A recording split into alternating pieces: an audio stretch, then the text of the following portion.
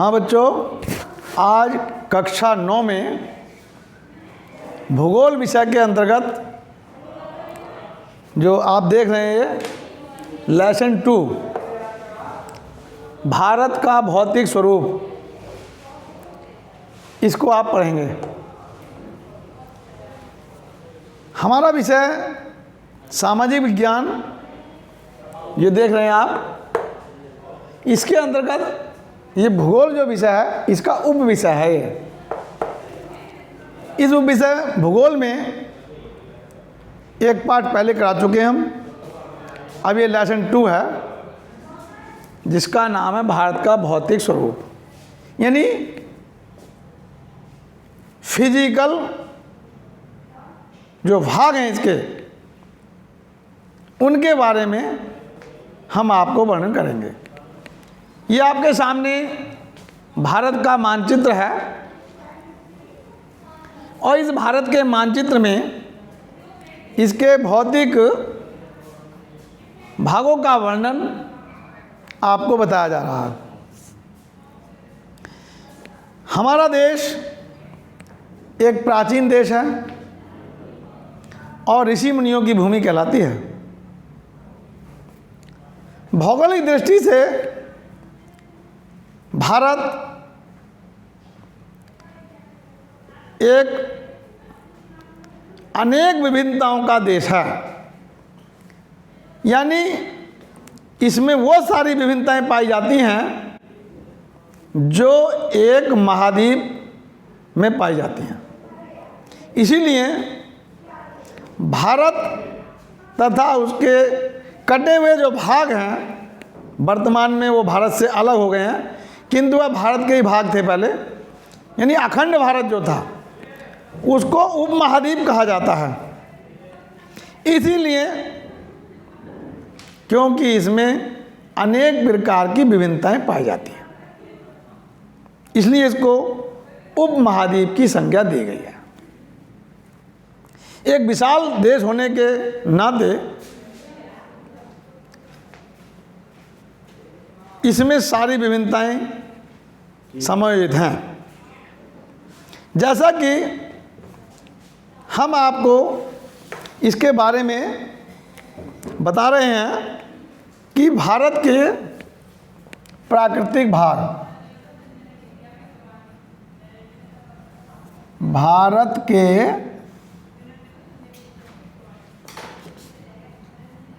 प्राकृतिक भाग,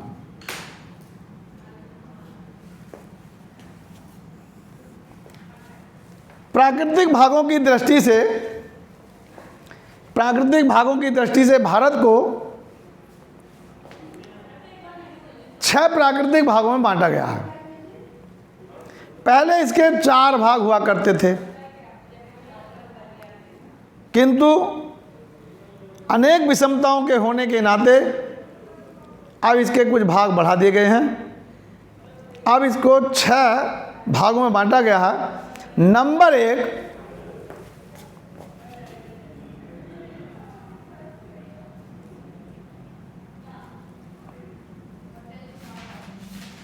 हिमालय का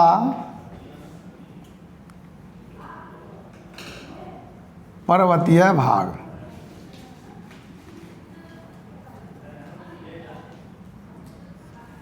हिमालय का पर्वतीय भाग। नंबर 2,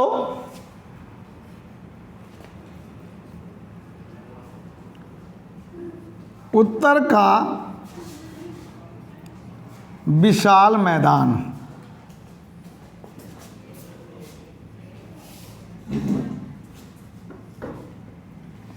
और नंबर 3, दक्षिण का पठारी भाग।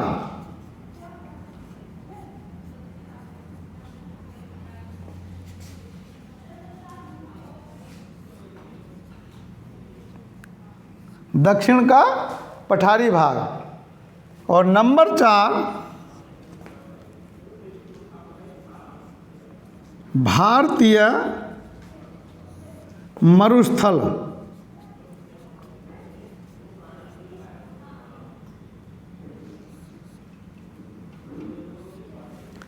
और नंबर 5 समुद्र तटीय मैदान।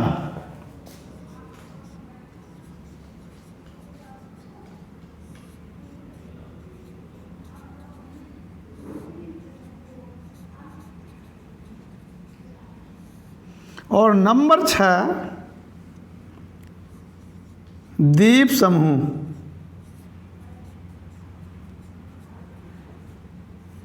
नंबर 6 द्वीप समूह।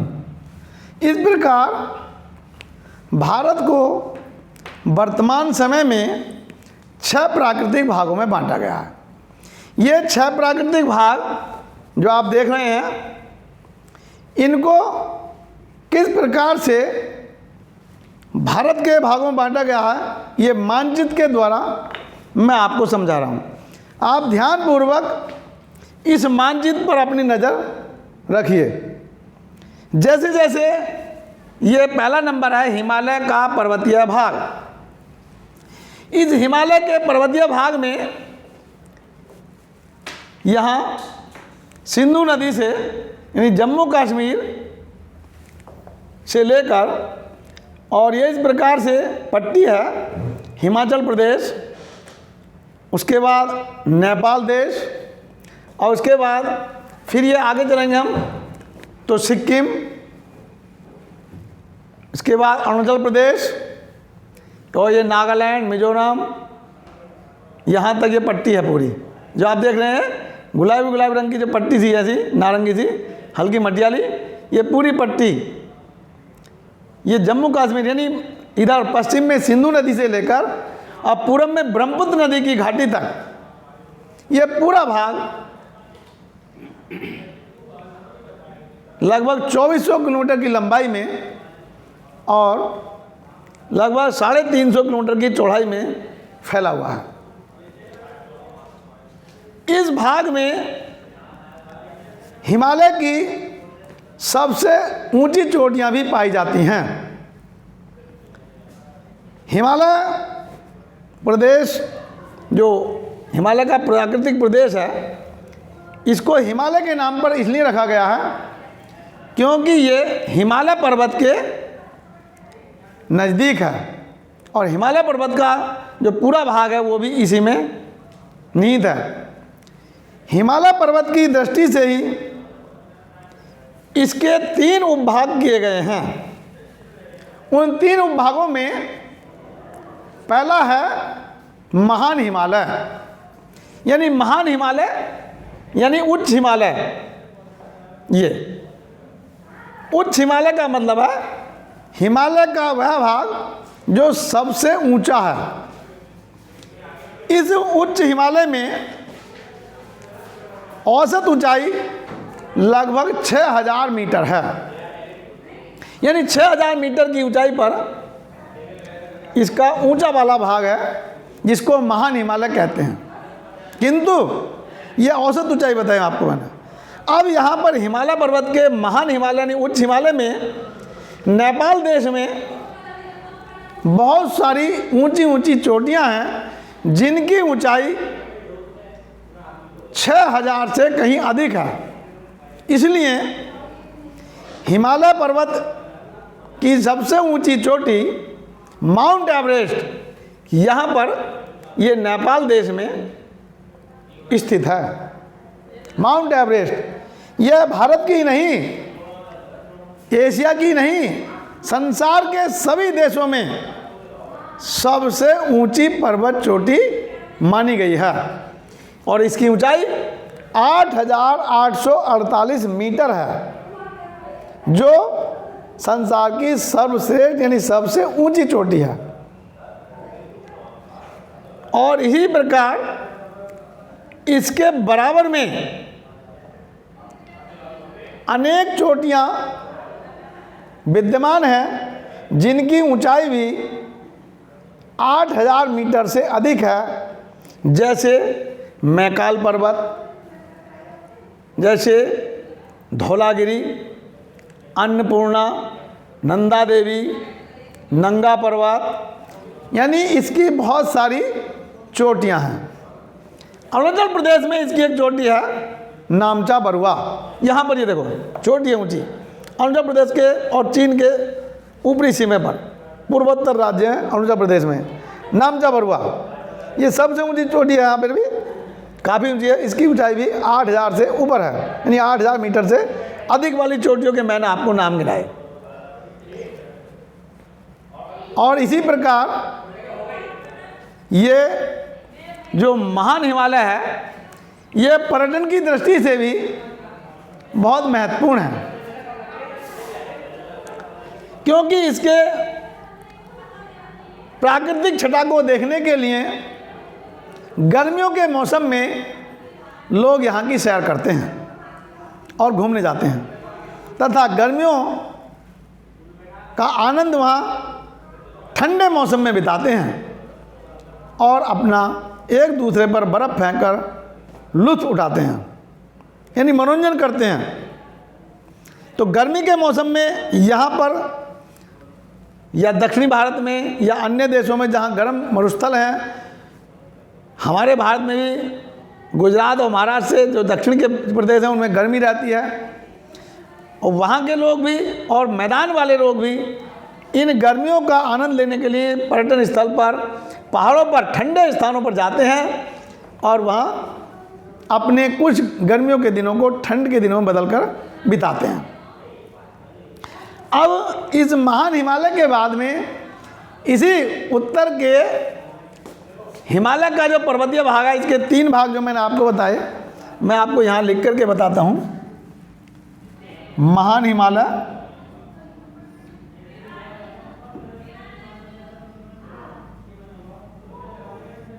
महान हिमालय, लघु हिमालय,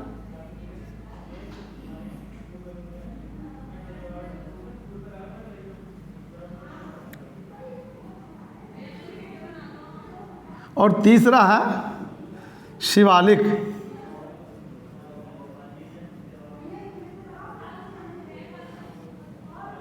श्रेणियाँ।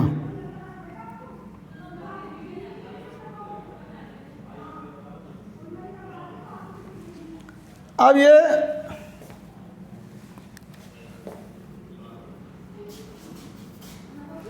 महान हिमालय मैंने आपको बताया। अब हम चलते हैं लघु हिमालय, यानी लघु हिमालय यानी मध्य हिमालय। इस हिमालय के ही प्राकृतिक प्रदेश के दूसरे खंड में हम लघु हिमालय की चर्चा करेंगे, जिसमें लगभग 3500 मीटर की औसत ऊंचाई यहाँ पाई जाती है, किंतु यहाँ पर कुछ भागों में 4500 यानी 4500 मीटर की ऊंचाई वाले पर्वत भी पाए जाते हैं। और इस लघु हिमालय में पर्यटन की दृष्टि से अनेक नगरों को हम देखते हैं। शिमला जो हिमाचल प्रदेश की राजधानी है यहाँ पर, इसी प्रकार कांगड़ी, कुल्लू मनाली, ये भी हिमाचल में है, कुल्लू मनाली घाटियाँ,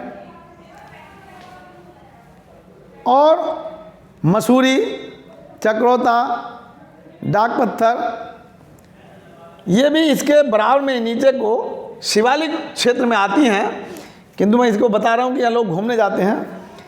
तो ये लघु हिमालय की ऊंचाई 4500 मीटर तक है, औसत ऊंचाई 2500 से 3500 मीटर तक है। कुछ चोटियाँ 4500 मीटर भी पाई जाती हैं। इस क्षेत्र में वन भी अधिक पाए जाते हैं और यह क्षेत्र भी पर्यटन की दृष्टि से महत्वपूर्ण स्थान रखता है। ठीक इसके और दक्षिण में, यानी लघु हिमालय के दक्षिण भाग में ये आप चलेंगे देहरादून के आसपास से लेके चक्रोता, मसूरी, देहरादून, डाक पत्थर और इस प्रकार से हरिद्वार तक आएंगे। तो इसके 2 भाग किए गए हैं, शिवालिक के भी। शिवालिक के भाग 2 किए गए। इसके पश्चिमी भाग को दून कहते हैं और पूर्वी भाग को द्वार कहते हैं। तो दून में देहरादून, पौडली दून, और द्वार में हरिद्वार, कोट द्वार, इस प्रकार से पूर्वी भाग में द्वार और पश्चिमी भाग को दून के नाम से जाना जाता है। यह क्षेत्र हिमालय का प्राकृतिक भाग का दक्षिणी भाग है इसमें कम ऊंचे पर्वत पाए जाते हैं और कहीं कहीं पर पर्वतीय मैदान पाए जाते हैं जहाँ पर खेती भी की जाती है। इस क्षेत्र में लोग घूमने जाते हैं क्योंकि ये ज़्यादा ऊंचाई पर नहीं है। देहरादून, मसूरी, चक्रोता, डाक पत्थर, हरिद्वार, कोटद्वार ये सब हैं पहाड़ों पर ही, किंतु यहाँ से पहाड़ों का प्रारंभ होता है। मैदान से ऊपर चलते हैं, उत्तरी भाग में तो पहाड़ प्रारंभ होते हैं, इसलिए यहाँ पर लोग जाते हैं। और हरिद्वार हमारे उत्तराखंड में, अब पहले उत्तर प्रदेश में था। हरिद्वार में कुंभ का मेला लगता है जो 12 वर्ष में आता है, और इस वर्ष भी कुंभ का मेला हरिद्वार में लगा था जिसका समापन अप्रैल माह में हुआ। तो हरिद्वार में गंगा से जल भर के लोग शिवरात्रि पर कांवर भरते हैं, जल भर के लाते हैं और अनेक स्थानों पर शंकर भगवान की शिवलिंग पर चढ़ाते हैं तथा उनसे आशीर्वाद प्राप्त करते हैं। तो ये हमने बताया आपको हिमालय का पर्वतीय भाग। ये क्षेत्र अरुणाचल प्रदेश, सिक्किम, असम और ये नागालैंड, कोहिमा, मिजोरम, मणिपुर इन सब में होता हुआ है। गारो खासी जयंतिया की पहाड़ियाँ हैं जो कि यहाँ पाई जाती हैं पूर्वोत्तर भारत में। इस प्रकार ये मैंने आपको नंबर 1 बताया। अब नंबर 2, उत्तर का विशाल मैदान। उत्तर का विशाल मैदान यानी हिमालय के उत्तरी भाग से दक्षिण की ओर उत्तर का विशाल मैदान ये भारत के राजस्थान प्रदेश आप देख रहे हैं। इस राजस्थान के उत्तरी भाग में, ये वहाँ पर जहाँ हमने चिन्ह लगा, राजस्थान का उत्तरी भाग, पंजाब, हरियाणा, दिल्ली, उत्तर प्रदेश और इस प्रकार से बिहार का उत्तरी भाग, पश्चिम बंगाल और असम वाला जो राज्य है पूरा, ये सब उत्तर के विशाल मैदान में पाया जाता है। और इसको हमने 3 श्रेणियों में बांटा है। पहली श्रेणी क्या है? पहली श्रेणी है पंजाब में, जिसको 5 नदियों का समूह कहा जाता है। ये है पंजाब, 5 नदियों का समूह, यानी सिंधु नदी जो हमारे कश्मीर से निकल करके, हिमालय पर्वत की चोटी से निकल करके और ये पाकिस्तान में बहती है, फिर कश्मीर में होती है, फिर पाकिस्तान में चली जाती है। ये अखंड भारत की नदी थी जो पाकिस्तान 1947 में बना, वो हमारे देश से कट के बना। तो सिंधु नदी की 5 सहायक नदियाँ पंजाब में भी आती हैं, रावी, चिनाब, झेलम, सतलज और ब्यास। आपने देखा होगा कुछ लोग राधा स्वामी सत्संग ब्यास में जाते हैं, वहाँ ब्यास नदी पड़ती है। तो ये 5 नदियाँ पंजाब में बहती हैं, इसलिए इसे पंचनद नाम दिया गया था पहले, और अब इसको पंजाब कहा जाता है, यानी 5 नदियों का समूह। इन नदियों की जलोढ़ मिट्टी से बना मैदान पंजाब कहलाया। यहाँ पर कृषि की दृष्टि से नई जलोढ़ मिट्टी होने के कारण पैदावार अधिक होती है। इसके ठीक नीचे हम चलेंगे तो ये गंगा का मैदान, इसको हम कहते हैं गंगा और यमुना का मैदान।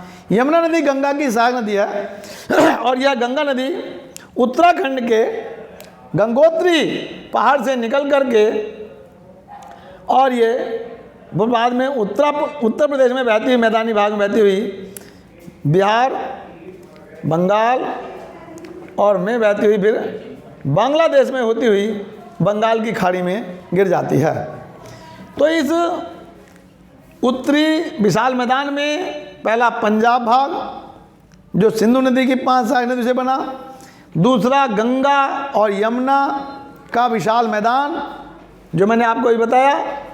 यहाँ पर गंगा और उसकी सहायक नदियाँ यमुना, रामगंगा, घाघरा, कोसी, गंडक, चंबल, यानी बहुत सारी नदियाँ सहायक नदियों में। तो यह विशेष रूप से गंगा यमुना का मैदान कहलाता है और यह भी नई जलोढ़ मिट्टी से बना है। इसमें नदियाँ अपनी उपजाऊ कांप लाती रहती हैं। और यह मैदान भी उपजाऊ भूमि होने के कारण अधिक मात्रा में पैदावार करता है। ठीक इसके बाद में हम चलते हैं, इसका तीसरा भाग, तो ये ब्रह्मपुत्र नदी आती है उधर से असम में बहती हुई। तो ब्रह्मपुत्र नदी का जो भाग है ये इसका पूर्वोत्तर भाग है, जो उत्तर के विशाल मैदान का भाग है। यहाँ पर ब्रह्मपुत्र नदी का मैदान, आगे बंगाल में दामोदर नदी का मैदान, इन सब को मिलाकर के तीसरा भाग है।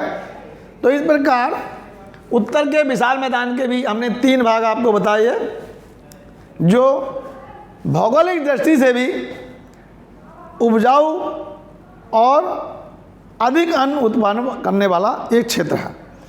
भारत की 45% जनसंख्या इसी उत्तर के विशाल मैदान में निवास भी करती है, यानी सघन आबादी का क्षेत्र भी है, और सबसे ज़्यादा पैदावार अन्न की यहाँ पर होती है। यहाँ से इस उत्तर के विशाल मैदान से पैदा होने वाला अनाज हमारे भारत के उत्तरी और दक्षिणी भागों तक पहुँचता है और लोगों का भरण पोषण करता है। अब ऐसा क्यों है? क्योंकि उत्तर के विशाल मैदान में सिंचाई के साधन, उपजाऊ भूमि, अनेक प्रकार की भौगोलिक परिस्थितियाँ, जलवायु, मिट्टी, वर्षा, इन सब दृष्टि से ये मैदान बहुत ही सर्वोत्तम और उत्तम माना गया है। अब भारत के तीसरा प्रदेश है दक्षिण का पठारी भाग। तो दक्षिण के पठारी भाग में हम ये देख रहे हैं, देखो ये दक्षिण का पठारी भाग गुजरात से लेकर के, ये गुजरात है, ये ऐसे ये, और गुजरात से लेकर इस प्रकार से, और मध्य प्रदेश का भाग, दक्षिणी मध्य प्रदेश, और इसके आगे चलेंगे हम छत्तीसगढ़, फिर ये उड़ीसा, और ये तटीय भाग होते हुए उड़ीसा से हम नीचे चलते हैं तेलंगाना, आंध्र प्रदेश, तमिलनाडु, और फिर दक्षिणी भाग में तमिलनाडु के फिर ऊपर चलेंगे पश्चिमी भाग में, ये पूर्वी घाट कहलाता है, क्योंकि ये बंगाल की खाड़ी वाला भारत का पूर्वी भाग है, ये पूर्वी घाट भी कहलाता है। अब इधर से पश्चिमी घाट की तरफ चलेंगे तो नीचे केरल, केरल के फिर ऊपर चलेंगे कर्नाटक, फिर इधर गोवा, फिर महाराष्ट्र, और फिर ये गुजरात। तो ये पूरा इतना भाग जो समुद्र तटीय, पूर्वी तटीय मैदान और पश्चिमी तटीय मैदान, इन समुद्र के किनारे वाले मैदानी भाग को छोड़कर, समुद्र के किनारे वाले भाग को, पूर्वी घाट और पश्चिमी घाट को छोड़कर जो बीच वाला भाग ये देख रहे हैं आप, जिसमें नारंगी रंग और मटियाला रंग की पट्टियाँ दिख रही हैं यहाँ से यहाँ तक, ये देखिए आप, ये हरे रंग को छोड़ देंगे, ये वाला भाग है दक्षिण का पठारी भाग। और ये भारत की प्राचीन भूमि गोंडवाना लैंड की भूमि का ही एक भाग है। पहले इसको गोंडवाना लैंड कहते थे, अब इसका नाम जो है उसी भूमि पर दक्षिण का पठारी भाग कहा गया। इस पठारी भाग में हमारे देश में सबसे अधिक खनिज जो मिलते हैं वो दक्षिण के पठारी भाग में मिलते हैं। खनिज जो ज़मीन से खोदे जाने वाले पदार्थ हैं उनको हम खनिज कहते हैं, जैसे सोना, चांदी, जिप्सम, लोहा, कोयला, ये सब खनिज हैं, पेट्रोलियम। अब इसमें खनिज होते हैं तो एक धात्विक खनिज होते हैं, एक अधात्विक खनिज होते हैं, तो ये आपने कक्षा 8 में पढ़े हैं। इन खनिजों में सबसे ज़्यादा जो खनिज पाए जाते हैं वो छत्तीसगढ़, झारखंड, ये आप देख रहे हैं झारखंड है, ये छत्तीसगढ़ है, झारखंड बिहार से कट के बना, यानी बिहार का दक्षिणी भाग झारखंड कहलाया, झारखंड प्रदेश, और मध्य प्रदेश का पूरी भाग छत्तीसगढ़, इधर उड़ीसा, पश्चिम बंगाल का कुछ भाग, मध्य प्रदेश, महाराष्ट्र, तेलंगाना, आंध्र प्रदेश, कर्नाटक, तमिलनाडु,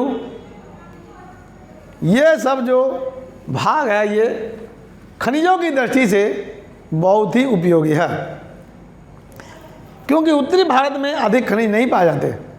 तो ये जो दक्षिण का पठारी भाग है खनिज संपदा की दृष्टि से बहुत ही महत्वपूर्ण है, जो हमारे देश को अनेक प्रकार के खनिज प्रदान करता है। यह भाग ऊंचा नीचा भी है, इसलिए इसको पठारी भाग कहा गया। समतल नहीं है, कहीं ऊंचा है तो कहीं नीचा है। इसलिए यहाँ पर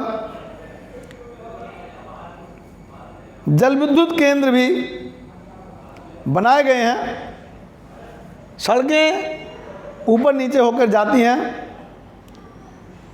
किंतु नदियों की बहुतायता यहाँ कम है। इसके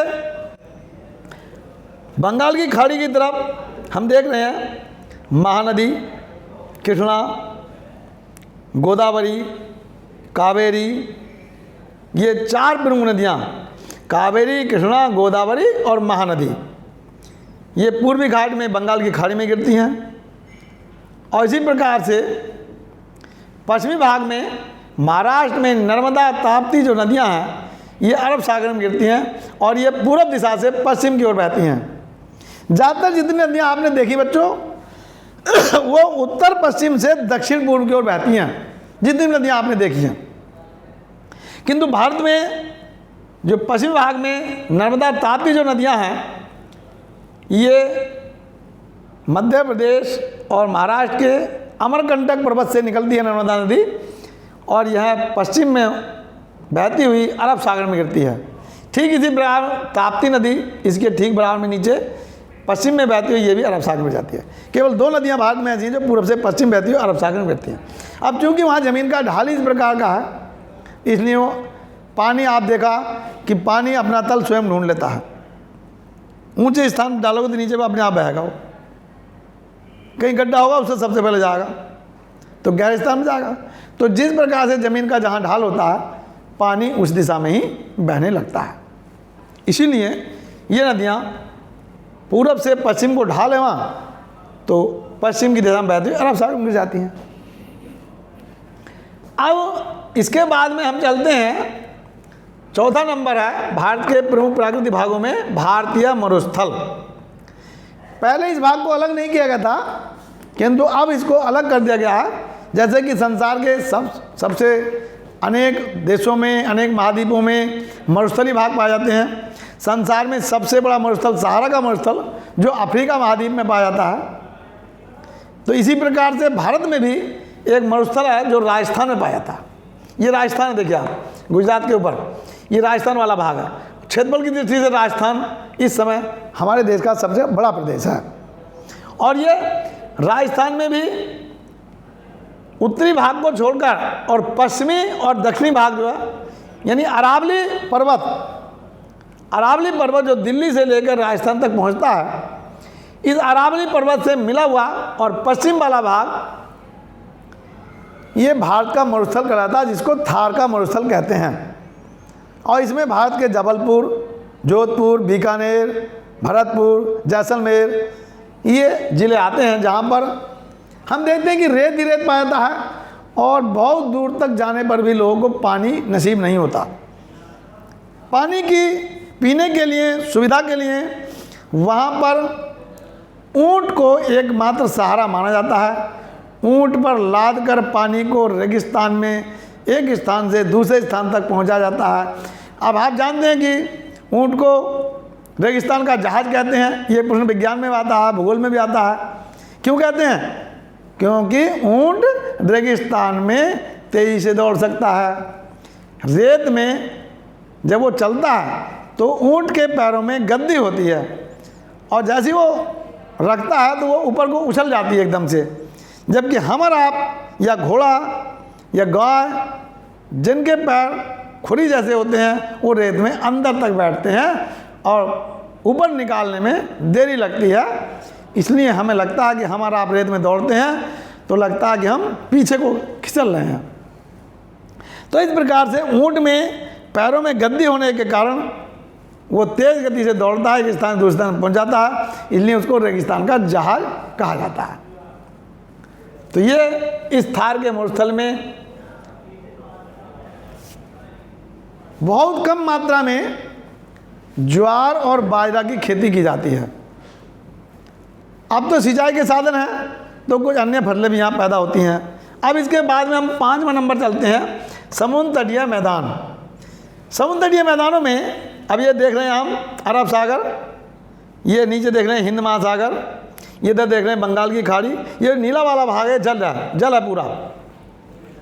अब इस अरब सागर पश्चिमी भाग, ये जो भारत का पश्चिमी भाग है, तो ये आप देख रहे हैं यहाँ से गुजरात से लेके हरी पट्टी देख रहे हैं नीचे तक केरल तक, इधर तमिलनाडु से लेके और आगे ये तमिलनाडु, उसके बाद में आंध्र प्रदेश, फिर उसके बाद में उड़ीसा और उसके बाद में पश्चिम बंगाल, यहाँ तक ये पूर्वी भाग पूर्वी तटीय मैदान और पश्चिमी भाग को पश्चिमी तटीय मैदान के नाम से जाना जाता है। और इसको हम कहते हैं समुद्र तटीय मैदान। क्यों कहते हैं? क्योंकि ये समुद्र के किनारे किनारे वाला मैदान है। पूर्वी तट ये वाला तट है पूर्वी बंगाल खाड़ी के, और पश्चिमी तट ये अरब सागर वाला तट है। ये अरब सागर वाला तट है महाराष्ट्र में, आसपास यहाँ पर पाल घाट, भोर घाट, मालाबार तट, ये पश्चिमी भाग कहलाता है। पूर्वी घाट बंगाल की खाड़ी वाला भाग, ये कोंकण तट, इस प्रकार से ये बंगाल की खाड़ी वाला भाग पूर्वी तटीय मैदान और इधर वाला भाग पश्चिमी तटीय मैदान कहलाता है। समुद्र अधिक पास होने के कारण इस क्षेत्र में वर्षा अधिक होती है, जिससे यहाँ पर धान की खेती यानी चावल की खेती अधिक की जाती है इन प्रदेशों में, समुद्र तटीय मैदान वाले भागों में। और ये दक्षिण का जो भाग है भारत का, ये मसालों का घर कहलाता है, यानी गर्मी अधिक पड़ने के कारण यहाँ पर गर्म चीज़ें पैदा होती हैं। सबसे अधिक काली मिर्च, नारियल या इलायची, गरम मसाले, जीरा वगैरह, ये सब दक्षिणी भारत में अधिक होते हैं जितने भी गरम मसाले होते हैं, इसलिए दक्षिणी भारत को गरम मसालों का घर भी कहा जाता है। अब ठीक उसके बाद में हम चलते हैं आगे, द्वीप समूह। ये भारत के प्राकृतिक भागों का छठा भाग जो किया गया है। इस द्वीप समूह में ये भारत आप देख रहे हैं और ये अरब सागर है। अरब सागर में भारत के पश्चिमी भाग में, और ये आप देख रहे हैं यहाँ पर छोटे छोटे बहुत सारे द्वीप हैं जिनको हम कहा गया लक्षद्वीप समूह। पहले इनको मिनिका द्वीप, लक्षद्वीप या अनेक द्वीपों के नाम से अलग अलग जाना जाता था, किंतु अब इसका नाम पूरा रख दिया गया लक्षद्वीप समूह। तो ये लक्षद्वीप समूह आप देख रहे हैं, जहाँ पर हमारा ये पॉइंट है, इसकी राजधानी है कावारत्ती। तो ये अनेक बहुत सारे द्वीप हैं। इन द्वीपों को, बहुत सारे द्वीपों को मिला करके ये लक्षद्वीप समूह कहा गया। ये समुद्र के बीच में है, चारों ओर पानी है और द्वीप होता ही हुआ है जिसके चारों ओर जल हो। तो ये ऐसा भाग है कि ज्वालामुखियों से या प्राचीन अवसादों के जमा होने से ये समुद्र में कुछ ऊंचा भाग हो गए जो द्वीप कहलाए अलग अलग, उन सबको मिलाकर बहुत सारे द्वीपों को लक्षद्वीप, जिनकी राजधानी कावारत्ती है, यहाँ पर ये अरब सागर में स्थित हैं। ठीक इसी प्रकार से एक दूसरा द्वीप है, यहाँ देख रहे हैं आप, ये बंगाल की खाड़ी के पास ही भारत के सुदूर पूर्व में, यानी म्यांमार के भी दक्षिण में ये भी बहुत सारे द्वीप हैं। इसमें ऊपरी भाग को अंडमान और नीचे वाले भाग को निकोबार द्वीप कहा गया। अब दोनों को मिलाकर के अंडमान निकोबार द्वीप समूह ये भारत का केंद्र शासित प्रदेश है। ये भी केंद्र शासित प्रदेश है लक्षद्वीप, और ये भी केंद्र शासित प्रदेश है अंडमान निकोबार द्वीप। यह वही अंडमान निकोबार द्वीप है जहाँ पर भारतीयों को अंग्रेजी शासन में काले पानी की सज़ा दी जाती थी। अंडमान निकोबार की जेल में रखा जाता था क्योंकि यहाँ पर चारों ओर समुद्र है और लोग भागकर बाहर नहीं जा सकते थे, इसलिए इसको काले पानी की सज़ा कहा जाता था। तो ये अंडमान निकोबार द्वीप जिसकी राजधानी पोर्ट ब्लेयर, ये आप देख रहे हैं, ये लिखा है पोर्ट ब्लेयर, ये वाला राजधानी है इसकी। तो ये पूर्वी द्वीप समूह और ये पश्चिमी द्वीप समूह, ये लक्षद्वीप और ये अंडमान निकोबार द्वीप, ये भारत के द्वीप समूह भाग में। इस प्रकार से हमने भारत को पूरे को 6 प्राकृतिक भागों में बांटा। अब इसके बाद हम ये जो भारत का हिमालय का पर्वतीय भाग है, इसकी कुछ विशेषताएं आपको बताते हैं। पर्वतीय भाग हमारे लिए बड़ा महत्वपूर्ण है। यह हिमालय पर्वत हमें उत्तर में चीन और भारत को अलग अलग करता है। यानी उत्तर में जो बर्फीली हवाएं हैं उनको आने से भारत में रोकता है, जिससे कि भारत में ज़्यादा शीतलहर नहीं चलती, क्योंकि इसकी ऊंचाई अधिक है। उत्तरी ध्रुव से आने वाली शीतलहरें जो कि एशिया महाद्वीप से आती हैं, रूस वाले भाग से आती हैं, टुंडा प्रदेश से आती हैं, उनको चीन में होते हुए जब वो आगे बढ़ती हैं तो हिमालय पर्वत उनको रोक करके वापस कर देता है। तो इसका हमें बहुत लाभ मिलता है। दूसरी बात, हिमालय पर्वत पर अनेक ऊंची ऊंची चोटियाँ हैं और जब सूर्य का तेज प्रकाश यहाँ आता है तो वो बर्फ़ वहाँ पर जो जमा हुआ वो पिघलता रहता है, और उससे निकलने वाली जो नदियाँ जल धाराएँ हैं, जिनको नदी का कहते हैं हम, वो जल की धाराएँ हैं, वो पिघल के हिम का रूप जो बर्फ़ पिघलता है वो जल की धाराओं में होता हुआ जलप्रपातों के रूप में पर्वतों से होता हुआ, और जब मैदानी भाग में आता है तो उनको नदियाँ कह देते हैं। पर्वतीय भाग में उनको जलप्रपात कहते हैं। और वो सदावाहिनी यानी सदा जलवाहिनी नदियाँ हैं, यानी उनमें 12 महीने जल चलता रहता है। जैसे गंगा नदी, कभी आपने देखा सूखी है? नहीं सूखती। यमुना नदी नहीं सूखती। तो इस प्रकार से जो अनेक प्रकार की नदियाँ पहाड़ों से आती हैं वो हमें जल प्रदान करती हैं, और अनेक स्थानों पर उन पर बांध बनाकर बिजली बनाई जाती है जल से। अनेक केंद्र बनाए जाते हैं। ऐसे केंद्र हिमाचल प्रदेश, उत्तराखंड, पंजाब या अनेक अन्य भागों में भी नदियों पर जो बांध बनाए जाते हैं वो जल को रोक कर बनाए जाते हैं। उत्तराखंड में एक बहुत बड़ा विशाल बांध है जिसका नाम आपने सुना होगा, टिहरी बांध, जो 25 वर्ष में बनकर तैयार हुआ था। सुंदरलाल बहुगुणा चिपको आंदोलन के प्रणेता, जो अभी 2 दिन पहले ही उनका निधन हुआ, बहुत बुजुर्ग थे। उन्होंने अपने समय में चिपको आंदोलन चलाया, नहीं वृक्षों को न काटो, पर्यावरण प्रदूषित मत करो। उनके समय में जो कोई लोग वृक्ष काटने आते थे तो उत्तराखंड में उनका विशेष अभियान चला और वो लोग पेड़ों से चिपक जाते थे कि इन्हें हम नहीं कटने देंगे। आगे चलकर उस आंदोलन ने बहुत बड़ा रूप धारण किया और वनों को काटने से रोका, पर्यावरण को स्वच्छ रखा, जिससे कि हमें शुद्ध वायु मिली। तो इस प्रकार से उन बुजुर्ग का निधन भी अभी 2 दिन पहले हुआ, जिनको हम याद करते हैं एक पर्यावरण संरक्षण के संरक्षक के रूप में। अब ये मैंने आपको जो प्राकृतिक भाव बताए, इसको PDF के रूप में जो मैंने वीडियो बनाई वो देखेंगे, और PDF के रूप में जो मैं आपको भेजूंगा उसको आप अपनी कॉपी में लिखेंगे। अब ये समझ चल रहा है कि अपना अपना PDF जचवाने के लिए स्कूल में भी आना है, अपना काम जो किया वो अपने रजिस्टर में करके अपने अपने विषयाचार्य से स्कूल में आके के निरीक्षित कराएं, और 14 जून को पहली प्रथम मासिक परीक्षा जो होने वाली प्रारंभ होनी है, उसमें अधिक से अधिक नंबर लाने के लिए आपको जितना भी काम दिया गया उन सबको याद करने का भी आपका दायित्व है। जय हिंद, जय भारत।